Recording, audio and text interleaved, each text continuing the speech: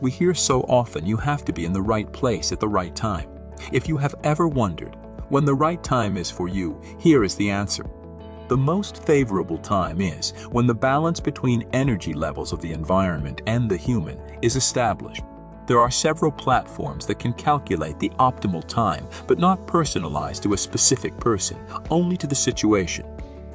With Navigator, we have developed a system that can combine the energy levels of a person and an environment, and then find the best time when the situation is most favorable for a user. When we choose the date for an important activity, the first rule is to avoid bad days. In Navigator, these days are called dire days and are marked with red. Dire days are days with very low energy support and are unsuitable for doing important things, such as signing the contract, buying or selling a house, getting married, going to a scheduled surgery, and so on. Below the calendar is the number of your personal energy-supported days in different life categories for selected month. This is the Tune Your Day section, and it shows how much each category is supported for that day. The category colored green is personally associated with you for a selected day.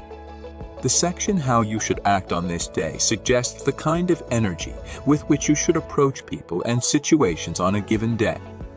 It also gives the quality of the hours of the day so that you can schedule your most important activities, such as an important meeting or signing a contract at the most favorable hour.